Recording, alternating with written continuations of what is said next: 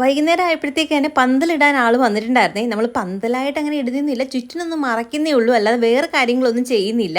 പിന്നെ ഇതാ സംഗിയും കുഞ്ഞനും കൂടെ പോയി പൂമാലയും പൂവൊക്കെ വാങ്ങിച്ചിട്ട് വന്നിട്ടുണ്ടായിരുന്നു നാളെ വളകാപ്പിൻ്റെ ഫംഗ്ഷന് വേണ്ടിയിട്ട്. പിന്നെ ഇതാ ചിറ്റയൊക്കെ വൈകുന്നേരം അല്ല, ഒരു 7:30 കഴിഞ്ഞപ്പോഴത്തേക്ക് അവരും വന്നിട്ടുണ്ടായിരുന്നു.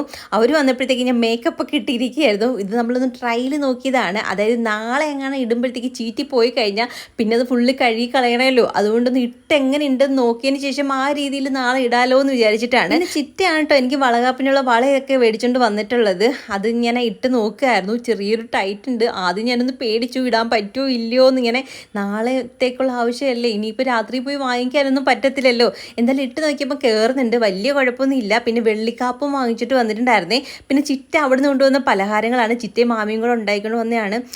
നമ്മളിപ്പം 7 മാസം ചടങ്ങടക്കല്ലേ, അപ്പോൾ അതുകൊണ്ട് പലഹാരമൊക്കെ ഉണ്ടാക്കി കൊണ്ടുവരുന്നുണ്ട്.